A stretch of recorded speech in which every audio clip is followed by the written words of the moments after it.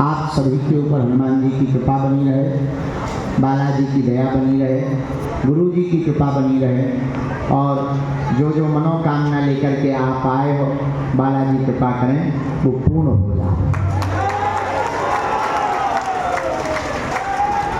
शेष बात चाय के बाद।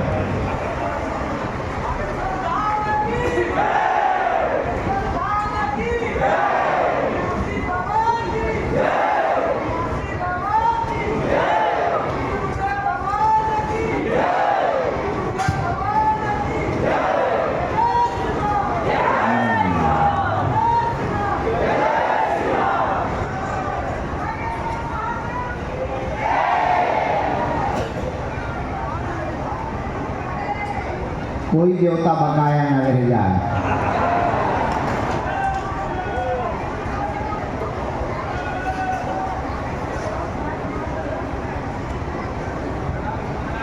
क्या है वही मछली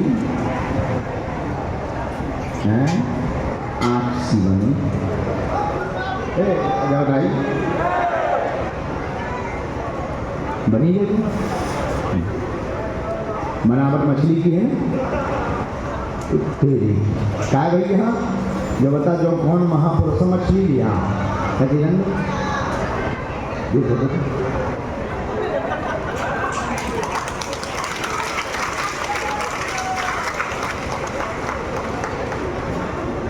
ये कौन सिद्ध पुरुष है?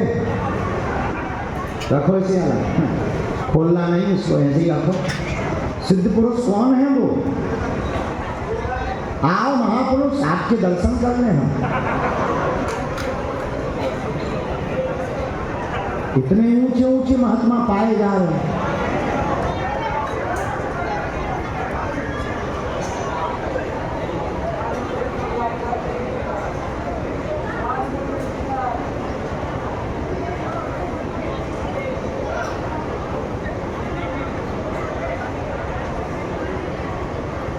आपने मछली दी,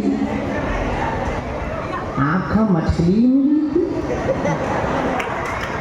तुम्हें यही मिली मछली? अच्छा खाने वाली चीजें नहीं बनाई जाती हैं? काय की बनी? खोवा की मछली कहाँ से पधारे आप?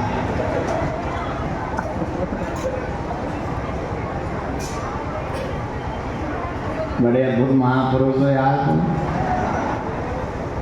चलो हम तुम्हें पटकी दे, अच्छी बनी। क्या की बनी?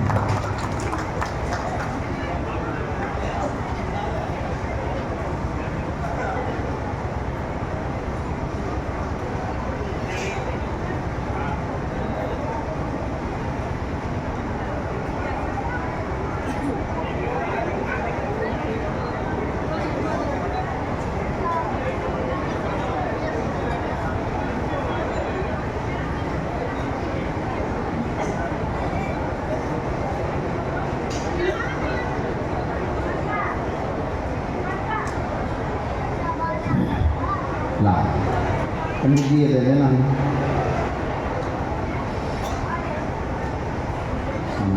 सीताराम, वाह बच्ची का पत्ता दे।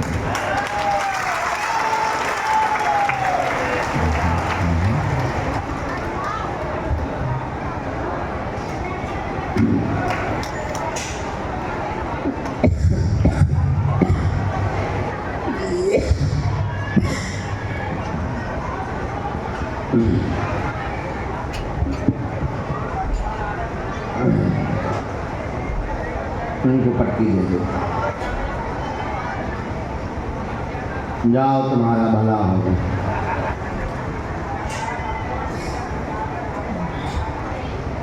आशीर्वाद कल्याण।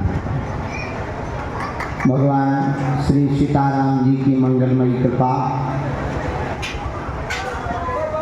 अखंड ब्रह्मांड नायक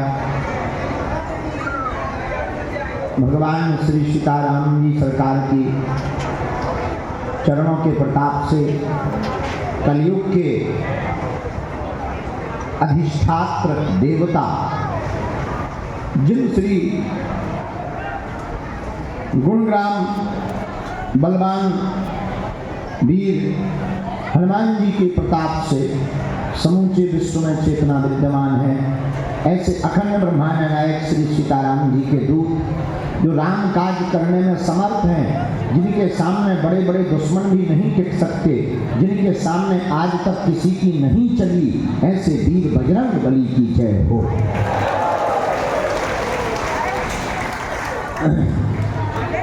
भगवान श्री बागेश्वर बालाजी के चरणों का प्रताप बड़ा अद्भुत है। आज कई वर्षों से बागेश्वर बालाजी का दिव्य दरबार लग रहा है। 15 वर्ष से तो ये बालक ही सेवा कर रहा, और हमारे परम पूज्य श्री दादा गुरु जी ने यहाँ पर लगभग 40 वर्ष तक दरबार लगाया। उनके भी गुरुदेव ने यानी सन्यासी बाबा ने श्री बागेश्वर हनुमान जी की कृपा पाई और उन्होंने भी दरबार लगाया। फिर तीसरी पीढ़ी में माता पिता के चरणों के प्रताप से और गुरुवर के आशीर्वाद से इस नालायक को सेवा करने का सौभाग्य प्राप्त हुआ। हम अपने आराध्य चरण श्री हनुमान जी के चरणों में मंगलमय यही प्रार्थना करते हैं, हमारे तन में जब तक प्राण रहें तब तक इनकी सेवा से कभी किसी भी दिन किसी भी समय वंचित ना हो, ऐसी हनुमान जी की कृपा बनी रहे।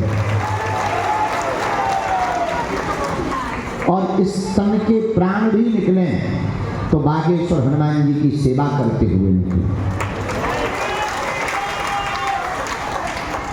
अखंड ब्रह्मांड नायक श्री सीताराम जी के कृपा प्रसाद श्री हनुमान जी महाराज रामदूत वैसे तो सर्वत्र विद्यमान है, सब जगह हैं, कण कण में है। ऐसी कोई जगह नहीं जहां श्री हनुमान जी महाराज ना हो, लेकिन कुछ जगहों पर अपने भक्तों के कल्याण करने के लिए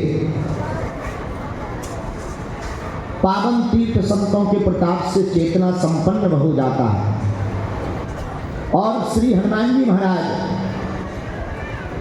वहां विशेष अंश रूप में विद्यमान होकर के विराजमान होकर आने वाले लाखों करोड़ों भक्तों की मन मुरादों को वो पूरा करते हैं। भारतवर्ष ऋषि मुनियों की भूमि है, तीर्थों की भूमि है, संतों की भूमि है, भगवानों की भूमि है। इस भारतवर्ष में कहीं श्री हनुमान जी मेहंदीपुर बालाजी के रूप में बैठे, तो कहीं सालासर बालाजी के रूप में बैठे, तो कहीं कष्ट भंजन बालाजी के रूप में बैठे, तो कहीं बागेश्वर बालाजी के रूप में बैठे।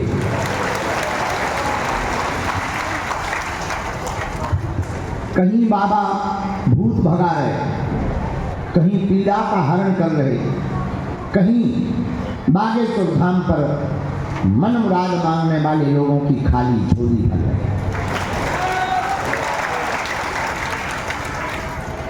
ऐसे श्री कलयुग के प्रतापी देवता जिनका चारों युगों में प्रताप छाया है, श्री बागेश्वर हनुमान जी का पावन तीर्थ है।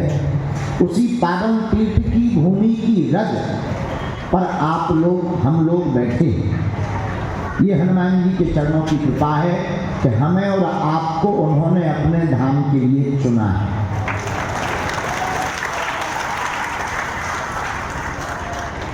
तो श्री पूज्यपाद हनुमान जी महाराज के चरणों को धन्यवाद देते हुए जो दरबार की परंपरा है, जो चल रही, हमारे दादा गुरु जी ने भी दरबार लगाया, जिनका ये चित्र कोने की तरफ,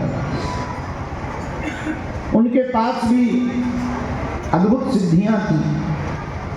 हम तो ABCD नहीं जानते, अनपढ़ गवार हैं, गांव के देहाती घूस, अंगूठा छाप, महानालायक इंसान हैं हम तो, लेकिन पूज्यपाद गुरुदेव भगवान सिद्धि संपन्न महापुरुष हुए। आंखों से हमने देखा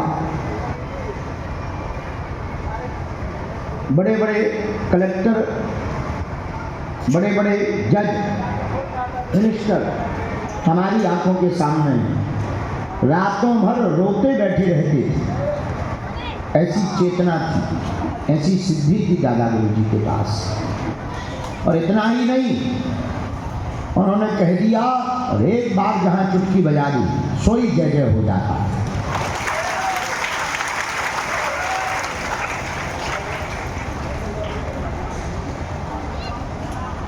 40 वर्ष तक उनको हनुमान जी की सेवा मिली। सन 2010 में काशीवास हो गया। तो जब काशी में शरीर छूट गया तो इस नालायक को गुरुदेव के प्रताप से टूटी फूटी सेवा करने का जैसा शरीर की सामर्थ्य था, सेवा कर रहे हैं। आज के दरबार में जितने भी आए हुए हमारे परिवार के अंग, हमारी प्रिय आत्माएं अपने अपने मानव जीवन की समस्याओं से उलझन को सुलझाने के लिए आप लोग बैठे हैं। बहुतों के मन में ये बात चलती है कि हनुमान जी हमारी नहीं सुन रहे, बालाजी हमारा पर्चा नहीं बन रहा। क्या बालाजी हमसे नाराज हैं? क्या बालाजी को हमारी विपत्ति दिखाई या सुनाई नहीं देती? ऐसा नहीं है। ना तो वो किसी से नाराज होते हैं, और पर्चा बन जाने का मतलब ये नहीं है कि वो किसी पर प्रसन्न हो गए। पर्चा अर्जी भजन बल के प्रताप से और श्रद्धा के प्रताप से होगा। जितना आपका भजन बल होगा निर्मल, जितनी ज्यादा आपकी निर्मल श्रद्धा हो, उतनी शीघ्र आपका काम भी होगा और अर्जी भी लगेगी। ऐसे समझो, यहाँ से जो मेन हाईवे है उसकी दूरी है 5 किलोमीटर। कितनी है? अच्छा, अब मेन हाईवे तक 5 किलोमीटर तक अगर पैदल चलें तो कितनी देर में पहुँचेंगे? 1 घंटा में तो पहुँच जाएंगे आराम से। अच्छा ठीक है। मान लो साइकिल से जाएं तो कितनी देर में? 30 मिनट में। ठीक है। मान लो मोटरसाइकिल से जाएं 20 मिनट। अच्छा, अगर कार से जाएं 10 मिनट में। अब मान लो हवाई जहाज से जाएं 2 मिनट। हाँ जी या ना? लेकिन इसका मतलब ये तो नहीं है कि हवाई जहाज वालों के लिए जो 5 किलोमीटर दूरी पर हाईवे है वो हवाई जहाज वालों को देखकर नजदीक आ जाता। ऐसा तो नहीं है। कहीं ऐसा तो नहीं है कि कार वालों को देखकर, अमीरों को देखकर मेन हाईवे खिसक आता हो 2 किलोमीटर के, भाई तुम 3 दिया और हम मिल जाएं। ऐसा तो नहीं है।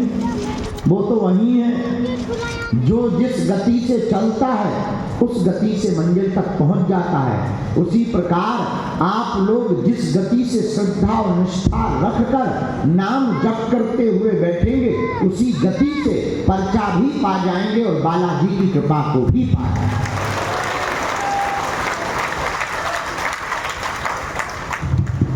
भाई मेन हाईवे को तो कोई मतलब ही नहीं, चाहे तुम पैदल आओ चाहे तुम साइकिल से आओ, वो तो है मंजिल तक पहुंचाएगा। ऐसे समझो। और